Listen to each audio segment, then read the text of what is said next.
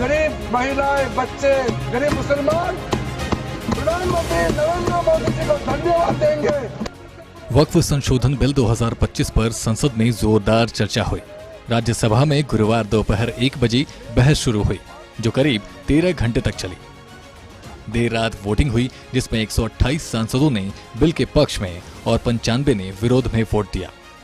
इससे पहले बुधवार को लोकसभा में 12 घंटे की बहस के बाद बिल पास हुआ था। वहां 288 सांसदों ने हाँ कहा, जबकि 232 ने ना। बीजेपी और उनके सहयोगी इसे बड़ी जीत मान रहे हैं। ये वक्फ के संशोधन विधेयक का एक बहुत बड़ा रिफॉर्म है। एक वाकिफ जिस मंशा से वक्फ को करता है कि हमारी इस प्रॉपर्टी को हम गॉड के नाम पे, अल्लाह के नाम पे वक्फ कर रहे हैं, और इस वक्फ की आमदनी से गरीब को, पसमानदा को, खवातीन को, अनाथ को, बच्चों को, महिलाओं को, विधवाओं को इसका फायदा मिलेगा। तालीम में या उनके हेल्थ में या और मदद मिलेगी। लेकिन इस वक्त से अभी पूरे देश में न कहीं कोई यूनिवर्सिटी बनाई गई, न कोई मेडिकल कॉलेज बनाया, न इंजीनियरिंग कॉलेज बनाया, और उसका फायदा कहीं किसी एक गरीब को नहीं मिल रहा है। और वो वक्फ का फायदा केवल मुतवल्ली, और waqf once is waqf is always waqf. और फिर भी उस वक्फ की प्रॉपर्टी जो गॉड के नाम पे किसी ने वक्फ किया, उसको भी बेच दे रहे हैं, को भी खुर्द-बुर्द कर दे रहे हैं, मुतवल्ली हो, केयरटेकर्स हो, वक्फ बोर्ड के जुड़े हुए अहलकार हो। तो आज उसमें एक बहुत बड़ा सुधारवादी कदम है। अब देश की प्रॉपर्टी को रजिस्टर्ड किया जाएगा इस कानून के दोनों सदनों में पारित होने के बाद 6 महीने में। वामसी पोर्टल भारत सरकार के अल्पसंख्यक मंत्रालय पर डाला जाएगा। इसके रख रखाव के लिए बोर्ड को और सुव्यवस्थित किया जाएगा। ये एक सुधार की प्रक्रिया है,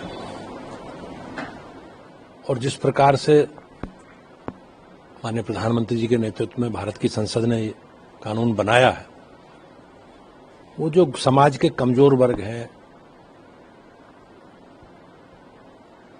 उन वर्गों को निश्चित रूप से इसका लाभ होगा। और हमारी सरकार गरीबों के लिए, समाज के कमजोर वर्गों के लिए इस प्रकार के सुधार की प्रक्रिया को हमेशा आगे बढ़ाती रही है, और मोदी जी के नेतृत्व में हम लोग इस प्रक्रिया को आगे बढ़ाएंगे। और ये जो बिल है, ये निश्चित रूप से समाज के जो कमजोर वर्गों के, मुस्लिम समाज के लोग, उनके उत्थान के लिए, उनके विकास के लिए निश्चित रूप से इसमें सहायक है। विपक्ष ने इस बिल पर जमकर विरोध कर कहा कि ये अल्पसंख्यकों के हक के खिलाफ है, लेकिन सत्ता पक्ष का दावा है कि इससे वक्फ संपत्तियों का सही इस्तेमाल होगा और गरीब मुस्लिमों को फायदा मिलेगा। अब बिल राष्ट्रपति द्रौपदी मुर्मू के पास भेजा जाएगा। अगर वो इसे मंजूरी दे देंगी तो ये कानून बन जाएगा। देश और इस देशवासियों के लिए उम्मीद का नाम प्रधानमंत्री श्री नरेंद्र मोदी है, और नाउम्मीद का नाम कांग्रेस पार्टी, गांधी खानदान, समाजवादी पार्टी के श्री अखिलेश यादव जी, टीएमसी की ममता बनर्जी जी, आम आदमी पार्टी के अरविंद केजरीवाल जी, डीएमके के या जो विशेष तौर से वक्फ संशोधन बिल के खिलाफ लंबा चौड़ा भाषण दे रहे थे, उन सब के द्वारा लगातार यही कोशिश की गई कि मुसलमानों के हित में भाजपा की सरकार के द्वारा कोई काम न होने पावे। लेकिन हम वोट की राजनीति नहीं करते, हम सबके साथ सबके विकास की राजनीति करते हैं।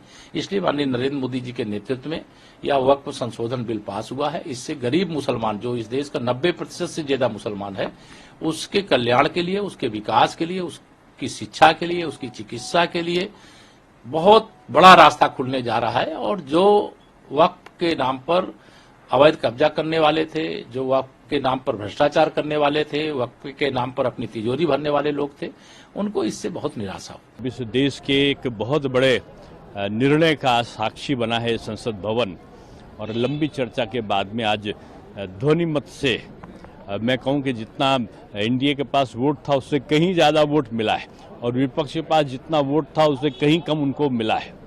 और शायद ये पता था, तभी इस चर्चा में ना तो राहुल जी बोले, ना प्रियंका जी बोली, ना सोनिया जी बोली। वो उनका पता ही नहीं चला कि वो पक्ष में है कि विपक्ष में है।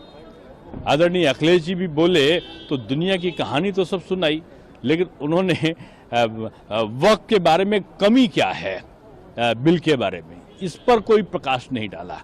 मैं समझता हूँ इसमें खामी कोई नहीं थी और ये सब जानते थे कि ये अल्पसंख्यक के हित में है और इससे किसी का शोषण नहीं होने वाला है। इसलिए मैं समझता हूँ लोगों ने पार्टी लाइन से हटकर भी वोट दिया। वक्फ संशोधन बिल को लेकर बहस खत्म हो गई है, लेकिन सियासी जंग अभी जारी रहने के आसार हैं। अब सबकी नजरें राष्ट्रपति के फैसले पर टिकी हैं। ब्यूरो रिपोर्ट, सूर्य समाचार।